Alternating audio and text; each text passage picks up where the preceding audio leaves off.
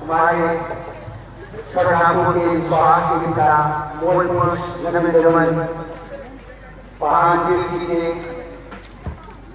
ऐसे भूमि पर हम सभी आमंत्रित हैं, उपस्थित हैं और हम इस बात याद करते हैं कि हमारे वचन की कितनी शक्ति है, वचन जीवित है और इसीलिए हम लोग आज यहाँ पर आए हैं और उन्हें सर्वसम्मत रूप में श्रद्धांजलि देते हैं।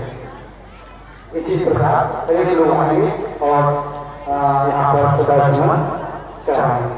धन्यवाद।